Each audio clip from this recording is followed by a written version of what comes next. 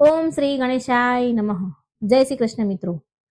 પુરુષોત્તમ માસ કથા અધ્યાય 4. મિત્રો, પવિત્ર પુણ્યશાળી પુરુષોત્તમ માસ ચાલી રહ્યો છે અને આપણે સાંભળી રહ્યા છે ભગવાન પુરુષોત્તમ રાયની કથા મહિમા. તો મિત્રો, વિડીયોને લાઈક કરજો, શેર કરજો અને આ ચેનલને સબસ્ક્રાઇબ જરૂર કરી દેજો.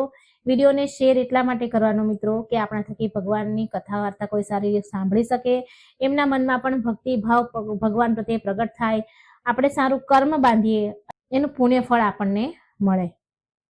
સારા કામ કરવાનું ફળ પણ ભગવાન આપણને જરૂર આપે છે. તો કમેન્ટ બોક્સમાં ભગવાનનું નામ એકવાર શ્રદ્ધાથી જરૂર લખજો. ઓમ નમો ભગવતે વાસુદેવાય. શ્રી કૃષ્ણ ગોવિંદ હરે મોરારી, હે નાથ નારાયણ વાસુદેવા. હરે રામ રામ રામ હરે હરે, હરે કૃષ્ણ કૃષ્ણ કૃષ્ણ હરે હરે. આજે પુરુષોત્તમ માસનો ચોથો દિવસ છે. આજે આપણે સાંભળીશું પુરુષોત્તમ મહાત્મયના ચોથા અધ્યાયની કથા તથા મુગ્ધાની વાર્તા.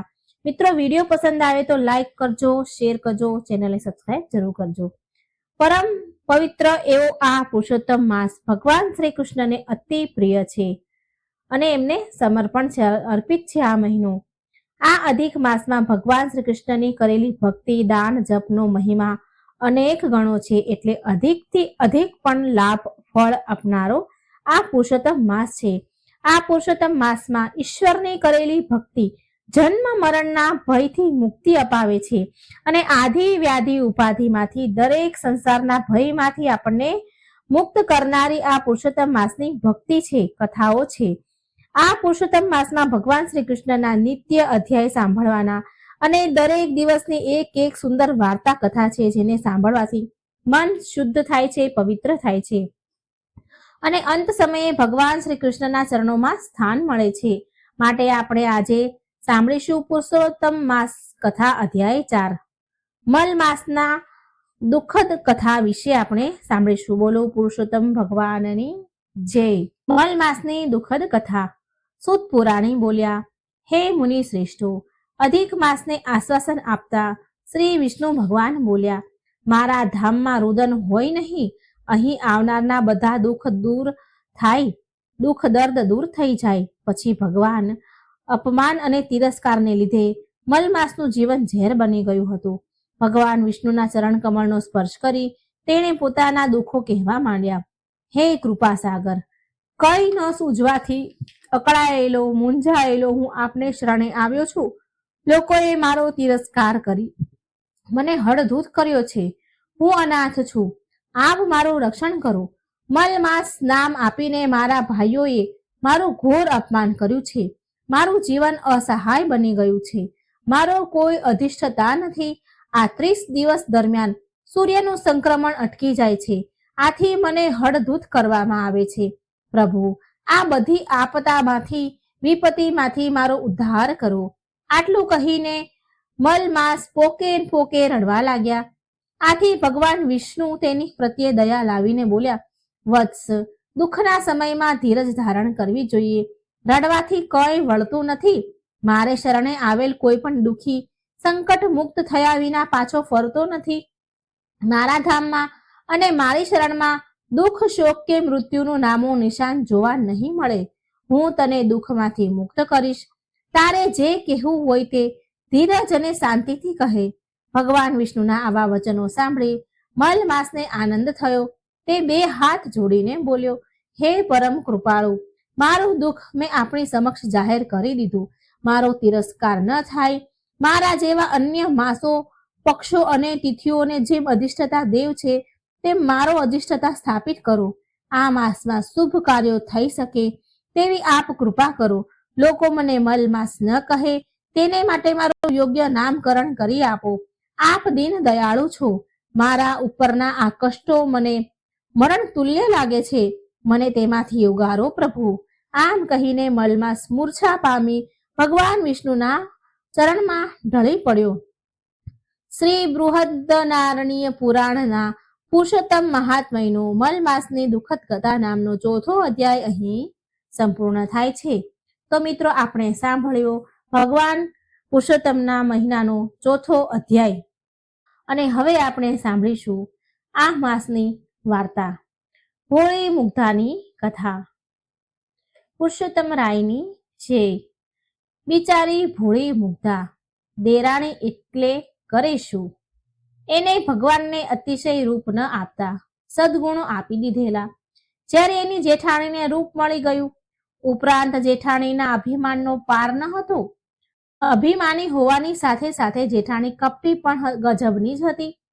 ઘરનો ખર્ચ ચલાવવાની ચિંતા અણધારી જેઠ અને દિયર બંનેના માથા પર આવી ચડી. કેમ કે જેઠ જગજીવન અને દિયર દામોદર બંને ભાઈઓના બાપુજી માંદા પડ્યા અને પરલોકમાં જતા રહ્યા. જગજીવન અને દામોદર બંને ભાઈઓએ તેમની ધારા નગરીમાં ધંધો કરી કમાવાની ખૂબ મહેનત કરી જોઈ, પણ તેમને જેટલો ધંધો કર્યો તેટલા ધંધામાં નુકસાની જ આવી. આખરે તેઓ કંટાળીને બીજે સ્થળે ધંધો કરવા તૈયાર થયા.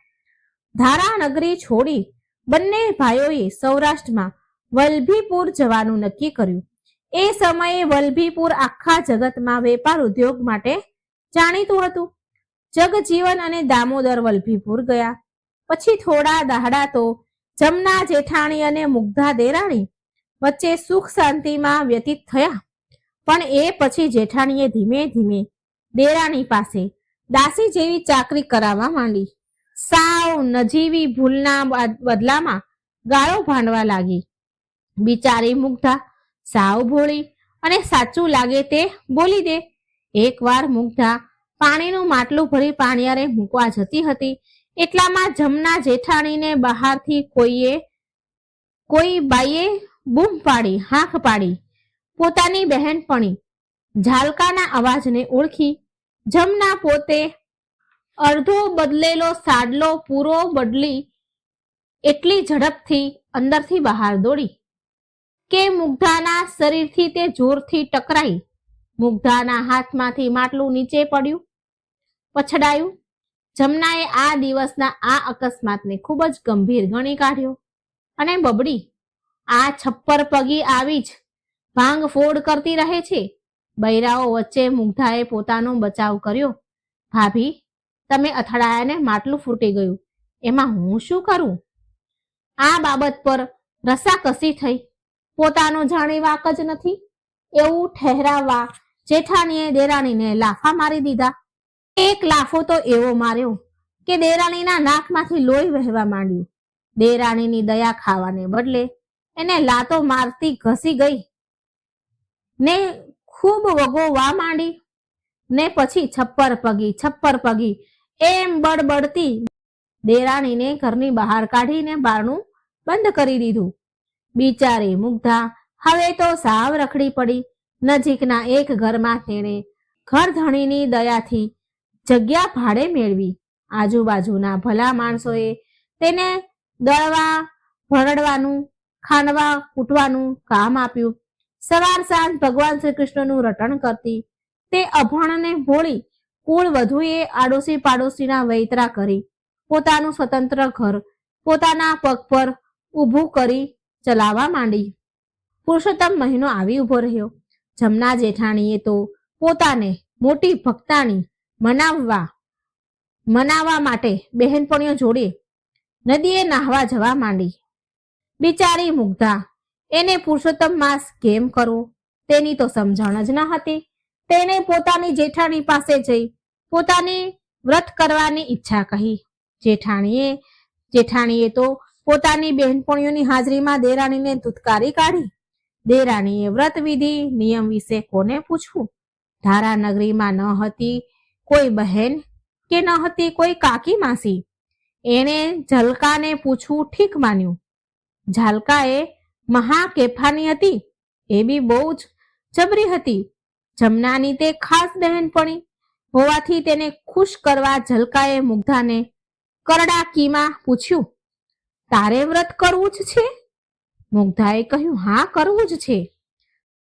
તારે પુરુષોત્તમ પ્રભુ પ્રસન્ન કર્યા વગરનું આ બધા બૈરાઓ કરે છે તેવું સાદું વ્રત કરવું છે કે પ્રભુ પ્રસન્ન થાય એવું વ્રત કરવું છે?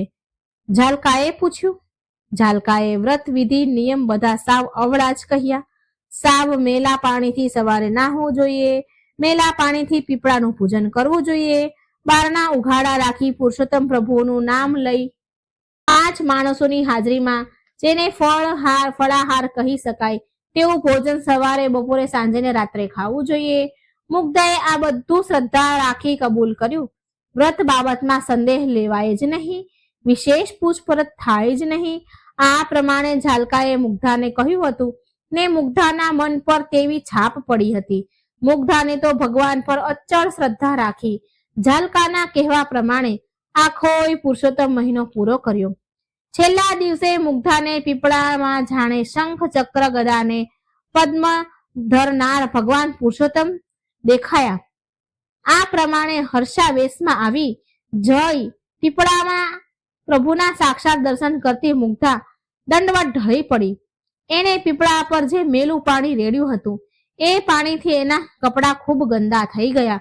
આજુબાજુ ભેગા થયેલા પુરુષો મુગ્ધાને પાગલ, ગાંડી બનેલી માનતા ખડખડાટ હસતા વિદાય થયા. બેરાઓ મુગ્ધાની મજાક ઉડાડવા લાગ્યા. ભગવાને મુગ્ધાને દર્શન દીધા. ભગવાને મુગ્ધાને ઘેર એના ભાઈ થઈ આવવાનું પણ કહી દીધું. આ પ્રમાણે બૈરાઓએ મુગ્ધાની ટીખળી કરી, ઠેકડી ઉડાડી. ઝાલકા તો મુગ્ધાને ભેજા વગરની સાબિત કરવા તેના તરફ બ્રાહ્મણોનો ધિક્કાર વધારવા કહેવા લાગી. મુગ્ધા, ભગવાન કોઈને પણ દર્શન દેતા નથી. કોઈને સહાય કરવા ભાઈ થઈને આવવાનું કહેતા ન હતા. તું વળી કેવી ભાગ્યશાળી? આ બધું મજાકમાં બોલાયું છે.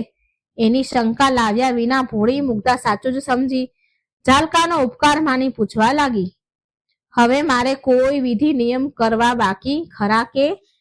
હા, હવે તારે ભગવાનની પ્રતિષ્ઠા તારા ઘરમાં કરવી જોઈએ ને 108 બ્રાહ્મણોને જમાડવા જોઈએ. ઝાલકાએ મોં ગંભીર રાખી મુગ્ધાનો ફજેતો કરવા તેની સલાહ આપી.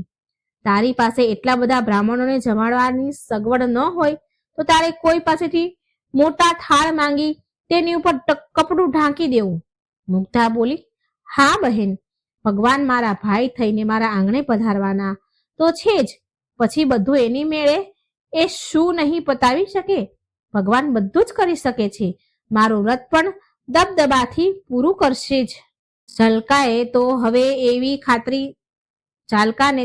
એવી ખાતરી થઈ કે એને એની જિંદગીમાં મુગ્ધા સમી બીજી એક ભોળી વટાક નારી જોઈ જ નથી.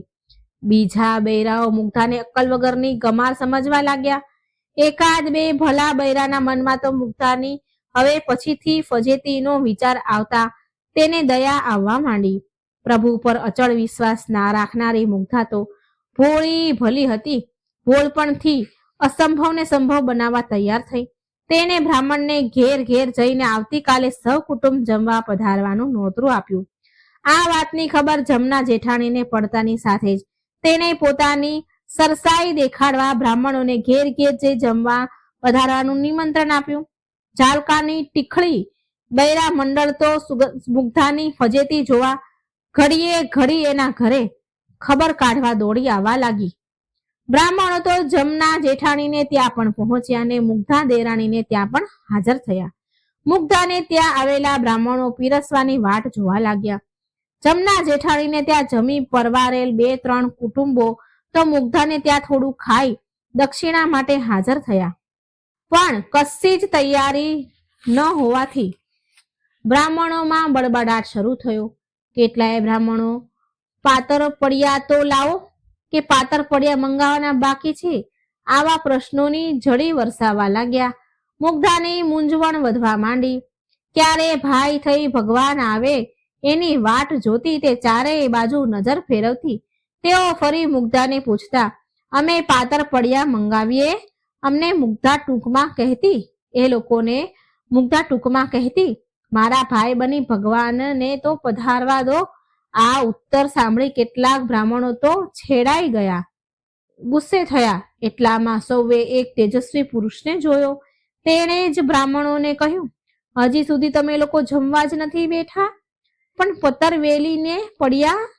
તેજસ્વી પુરુષે પૂછ્યું, હે બ્રાહ્મણો, શું તમે પીરસેલા પાત્રોને પણ જોવા તૈયાર નથી? બ્રાહ્મણોએ મુગ્ધાના આંગણામાં જોયું તો કેટલાય પાટલા ને કેટલાય ઢીચણિયા નજરે પડ્યા. પાટલા પર શાકભાજી, દાળ, લાડુ વગેરેથી ભરેલા થાળ દેખાયા. બ્રાહ્મણો દોડ્યા ને પાટલા પર ગોઠવાયા. તેમની સામેના પાટલા પણ તેમને ભોજનની વિવિધ વાનગીથી છલકાતા થાળ જોયા. બ્રાહ્મણો તો મંત્રોચ્ચાર કરી ભોજન આરોગવા લાગ્યા. બધા બ્રાહ્મણો ભોજનથી પરવાર્યા કે તરત જ તેજસ્વી પુરુષે હાથમાં સુવર્ણ મુદ્રાની ભરેલી મોટી થેલી મૂકી મુગ્ધાને કહ્યું, જા બહેન, દરેક બ્રાહ્મણને 5-5 મુદ્રા દક્ષિણામાં આપી દે ને વિદાય કર. તેજસ્વી પુરુષે બધું પતી ગયું પછી મુગ્ધાને કહ્યું, હું તને સહજ બુદ્ધિ આપું છું. આ બુદ્ધિ તને ભોળપણમાંથી બહાર ખેંચી લેશે. મુગ્ધાએ કહ્યું, હે પ્રભુ, મારે ભોળપણને દૂર કરે તેવી બુદ્ધિ નથી જોઈતી. તેજસ્વી પુરુષે અધિક પ્રસન્ન થઈને કહ્યું, મેં તારું બધું કાર્ય પાર પાડ્યું છે. હવે હું એટલું બોલતામાં તેજસ્વી પુરુષ અદ્રશ્ય થયા. જમના જેઠાણી જાલકા અને મુગ્ધાની ફજેતી જોવા ઉત્સુક બનેલા બૈરાઓ ભોઠા પડ્યા. ચારેય બાજુ જેઠાણીની નિંદા થવા લાગી. જમના જેઠાણી તો બળીને રાખ થઈ ગઈ. હે પુરુષોત્તમ ભગવાન, મુગ્ધા પેઠે તમારી સાચી ભક્તિ કરવા સૌ બહેનોને તૈયાર થતી રહે એવું તમને સાચું મન આપજો. એવું બધાને સાચું મન આપજો. આ હતી ભોળી મુગ્ધાની કથા. બોલો પુરુષોત્તમ ભગવાનની જય. મિત્રો, પુરુષોત્તમ માસ ભગવાન શ્રી હરિને ભક્તિનો ઉત્તમ માસ છે. આ માસમાં કરેલા દાન, સેવા, પૂજા, પુણ્ય આદિનું દરેક ફળ પ્રાપ્ત થાય છે. જીવનમાં દરેક કષ્ટ, દુઃખ, દરિદ્રતા દૂર થાય છે. ભગવાન શ્રી કૃષ્ણની ભાવથી કરેલી ભક્તિનું ફળ અચૂક મળે છે. કહેવાય છે ને કે કરેલા કર્મ તો ભોગવવા જ પડે છે. માટે જો આપણા જીવનમાં ક્યારેક દુઃખ આવે ને તો આપણે કર્મનું ફળ સમજીને તેને ભોગવી જ રહેવું જોઈએ. પ્રભુની ભક્તિ મૂકવી ન જોઈએ. આમ કરવાથી સી ખબર ક્યારે પ્રભુ રીઝી જાય અને આપણા સર્વ કષ્ટોનું સમાધાન થઈ જાય. ભગવાન પોતાના ભક્તોની હંમેશા લાજ રાખે છે. એવા વહાલા ભગવાન શ્રી કૃષ્ણ, એવા વહાલા ભગવાન શ્રી હરિની ભક્તિ શા માટે ન કરવી જોઈએ? આપણે બધા ભેગા મળીને ભગવાન શ્રી કૃષ્ણને પ્રાર્થના કરીએ કે જીવ તું સિદ્ધને ચિંતા કરે છે, શ્રી કૃષ્ણને કરવું હોય તે કરે. સ્થાવર જંગમ જગ ચેતનમાં માયાનું બળ ફરે. સ્મરણ કર શ્રી કૃષ્ણનું, જન્મ મરણના ભય હરે. 9 માસ પ્રાણી શ્રી કૃષ્ણનું ધ્યાન ગર્ભમાં ધરે. માયાનું આવરણ કર્યું ત્યારે 184 ફેરા ફરે. તું અંતર ઉદ્વેગ ઘરે, તેથી કાળ શું સરે. ધણીનું ધાર્યું મન સુબો તો તે હર બ્રહ્માને 9 ફરે. દોરી સર્વની એના હાથમાં, ભરાવ્યું ડગલું ભરે. જેવા મંત્ર વગાડે જંત્રી, તેવો સ્વર નિસરે. થનાર વસ્તુ થયા કરે, જેમ શ્રી ફળ પાણી ભરે. જમાર વસ્તુ એડી પેરે જશે, એ જ યમગજ કોઠું ગળે. જેનું જેટલું છે જમ કાળે, તેને કર ઠરે. એમાં ફરે પડે નહીં, કોઈથી સિદ્ધ કોટઈ તું મરે. તારું ધાર્યું થાતું હોત તો સુખ સંચે દુઃખ હરે. આપણું અજ્ઞાનપણું એ મૂળ વિચારે પરે. થવાનું અણચિંતવ્યું થશે, ઉપનિષદ ઓસરે. રાખ ભરોસો રાધા વરનો, દયા સિદ્ધને ડરે. આમને આમ ભગવાન ભજન કીર્તન કરીને ભગવાનમાં મન લાગ્યું રહે. અને એક દિવસ આમને આમ સત્સંગ કરતા કરતા વાલો પોતાને ધામ સદસુખ સહિત આપણને બોલાવે એવી જ કામના હોય છે દરેક માનવીની. ભગવાન શ્રી કૃષ્ણ, ભગવાન પુરુષોત્તમ રાય સર્વને સુખ આપે, શાંતિ આપે, અંત સમયે મોક્ષ પ્રદાન કરે એવી પ્રાર્થના છે મારી. મિત્રો, આ હતી પુરુષોત્તમ માસના 4થા અધ્યાયની કથા, વાર્તા અને કીર્તન. વિડીયોને શેર કરજો. આ કથા ખૂબ લોકો સુધી પહોંચાડજો. કોમેન્ટ બોક્સમાં શ્રદ્ધાથી પુરુષોત્તમ ભગવાનનું નામ જરૂર લખજો. જય શ્રી કૃષ્ણ. રાધે રાધે. Thank you. જય પુરુષોત્તમ રાય.